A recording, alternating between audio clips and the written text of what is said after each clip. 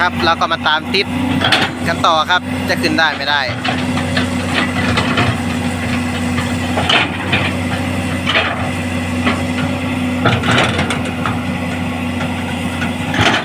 ตอนนี้เอาดินข้างบนมาปูข้างล่างหมดแล้วครับเนี่ย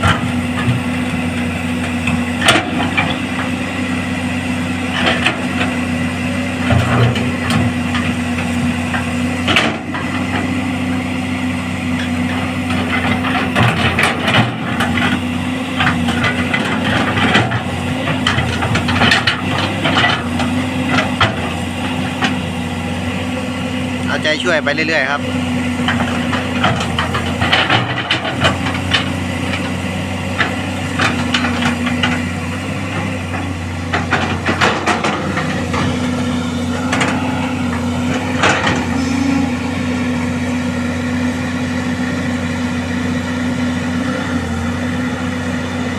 มาแล้วมาแล้วมาแล้ว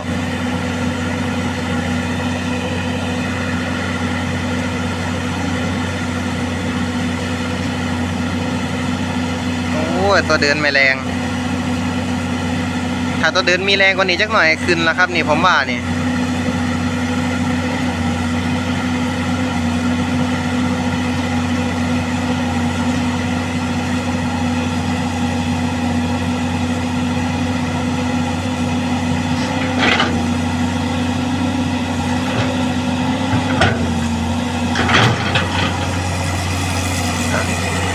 น่าจะลองหันกลับไปดันดูครับ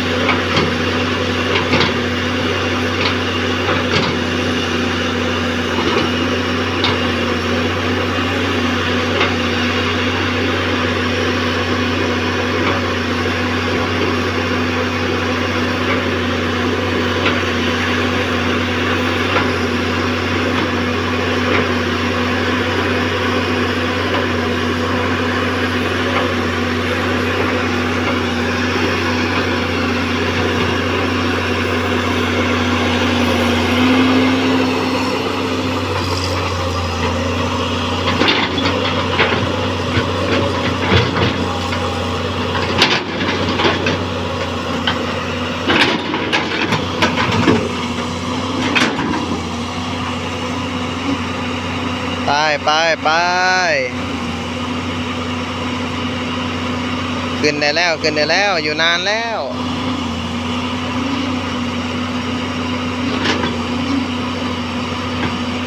โอ้ดินกันน่วมเกาะไม่ได้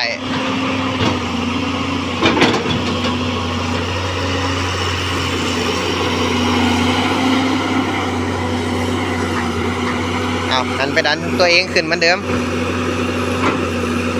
โอ้ตัวเดินไม่ยอมเดินเลย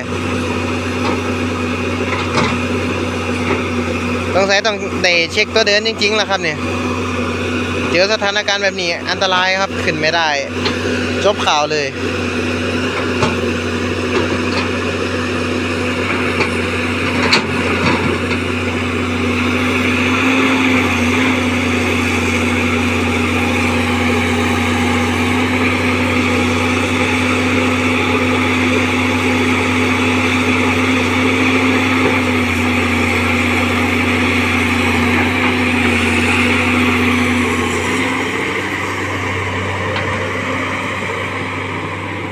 ปั่นล่อก่อนปั่นล่อก่อนโอ้น่วมหมดเลยครับ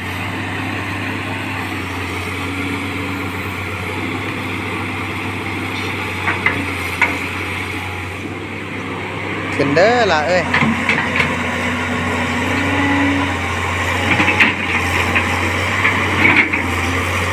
หาบอลกอแข็งๆดึงขึ้น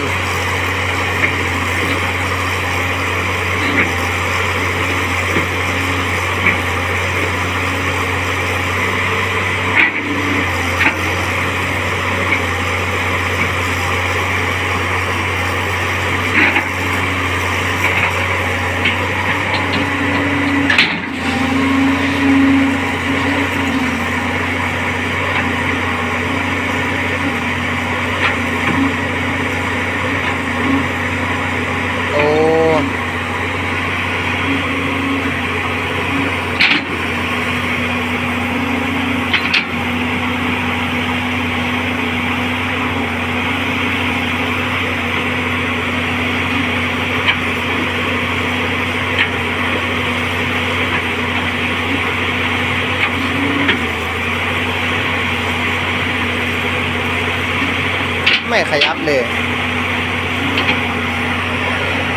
ตัวเดินนะไม่ขยับเลยตัวเดินโอ้เอาสักนิดทีละนิดโอ้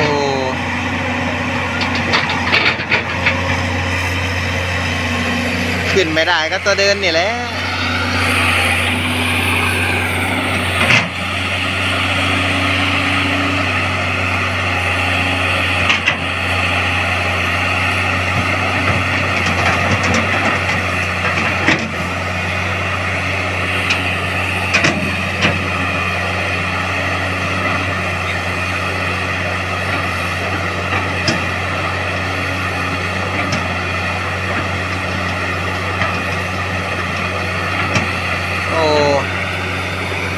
ตัวเดินไม่ยอมเดินเลยครับ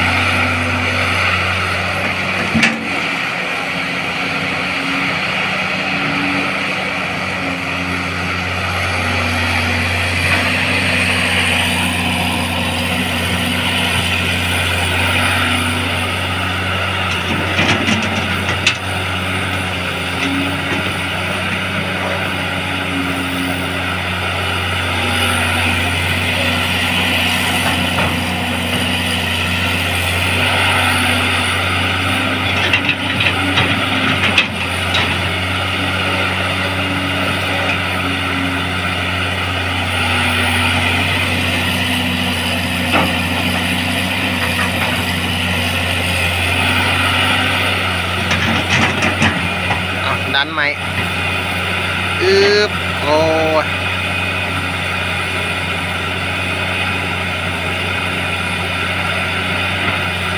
ตัวเดินไม่เดินเลยครับมันมดแรงนี่คือไง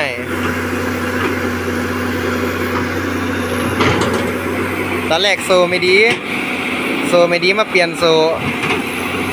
ได้โซใหม่ตัวเดินไม่เดินอีกเอา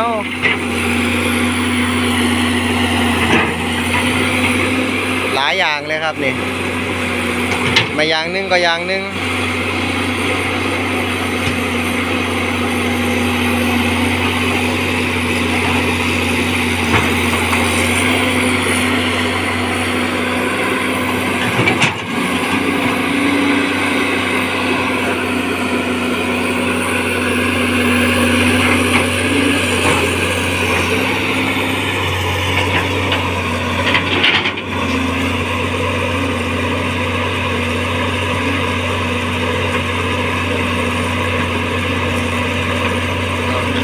ขยับแล้วรุ่นครับรุ่น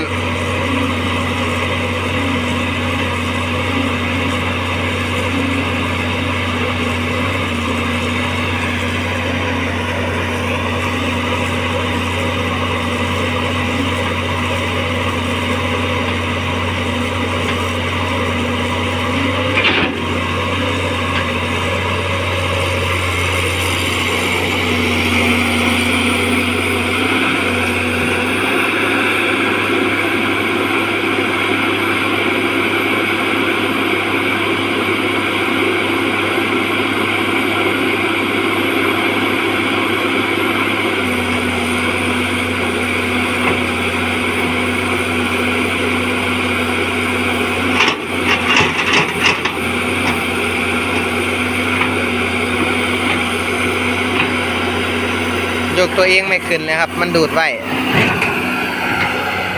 โอ้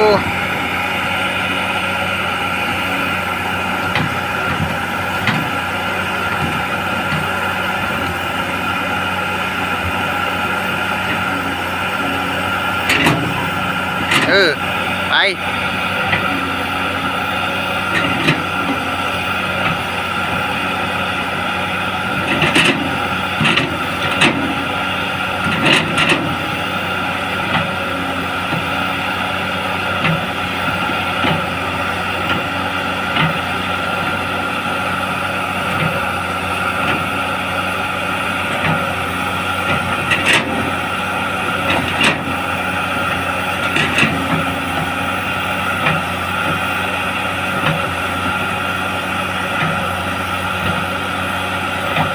อยู่ไปอยู่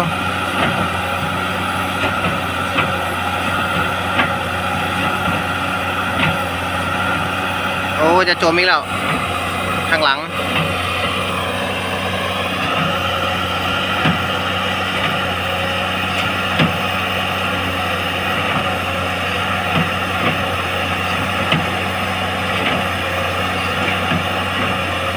เอามาไกลแล้วมาไกลแล้วมาไกลแล้วครับ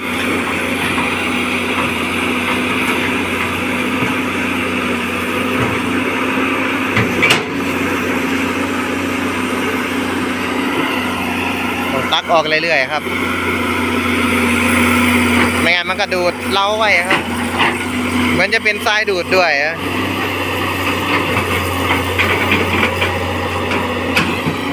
นิดเดียวครับเมาใจช่วยไปพร้อมๆกันครับนี่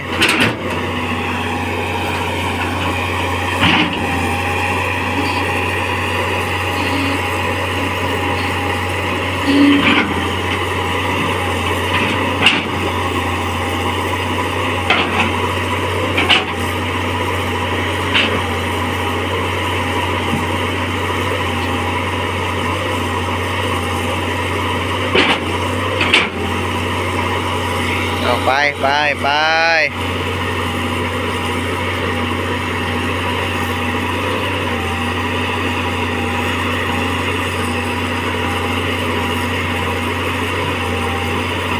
เร็วเร็วเร็วเร็วเร็วทางขึ้นอยู่ข้างหน้า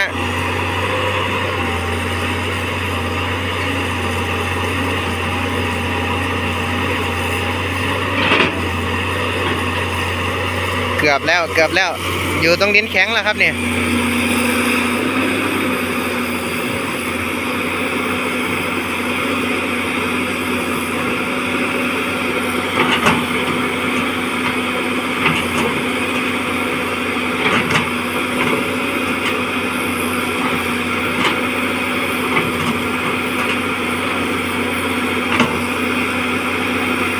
ไปไปไปไป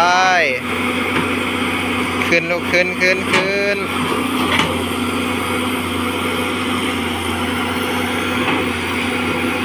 ไปไปโอ้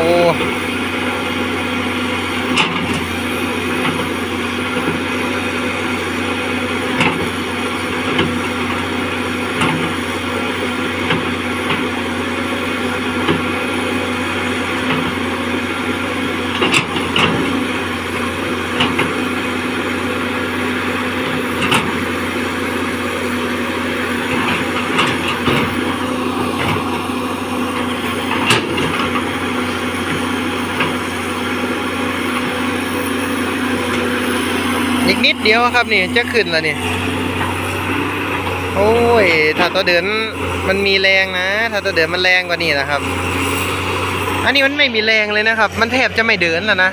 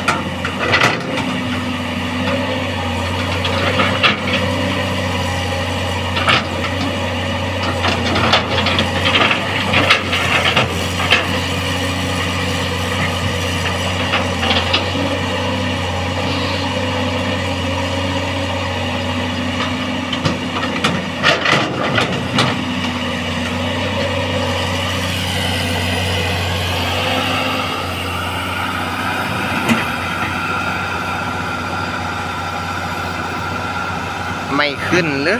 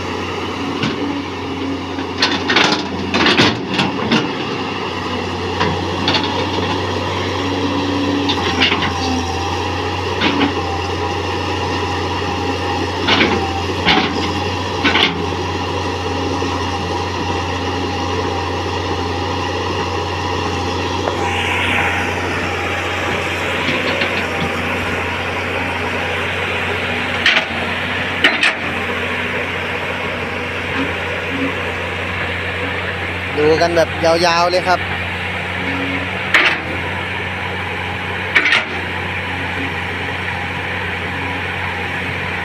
ตัวเดินฝั่งนู่นอาจจะมีปัญหานะฝั่งขวานู่น